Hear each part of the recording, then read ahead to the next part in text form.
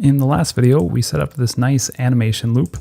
It's a perpetually running loop, and each time through it will output something to the console and pause 1 second between iterations.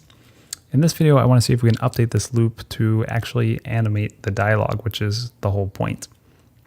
The first thing I'm going to do is move the initialization or the declaration of this variable outside the main method to actually be an instance member of this class, because I want to access the thing outside of the main method, and I don't want to just have static methods all over the place. It's bad practice.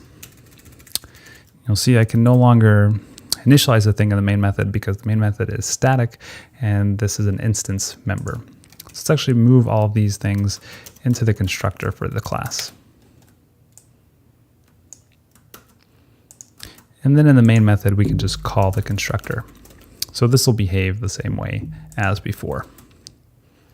And now if we change run to no longer be a static method, we can access dialog from within run, which is what we want because we want to update the position of the dialog within the run method. So let's get rid of this old code. I'll maintain the loop and the delays at the end of each loop. But now instead of updating the variable I, we want to update the position of the dialog. And the dialog has a method called setLocation, and you can see it takes two ints.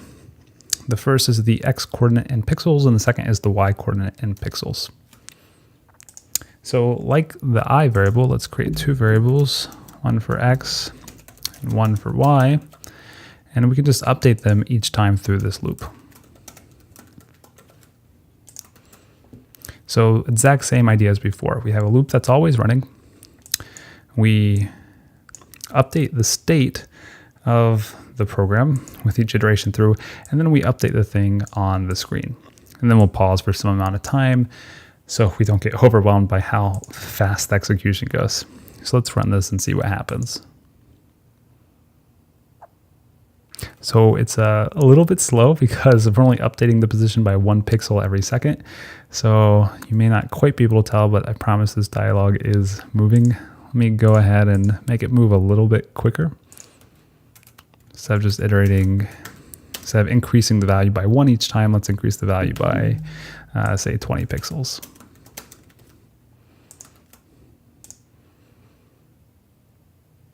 There we go. That's a little bit more evident. So like last time, let's do a small refactoring and actually pull out these magic numbers. So I'll make one called velocity. That's how much we're incrementing the position by each time through. So we'll change this to be velocity.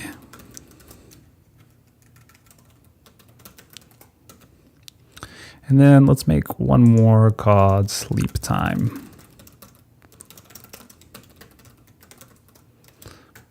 Right now that's equal to 1,000. This is how long we sleep between each iteration through this loop. So now if I want to make things go faster, I could dial down the sleep time. So let's only sleep for 1/10 of a second. And that means we can lower the velocity to say 5. Let's run this now. There we go. That's a reasonable looking animation.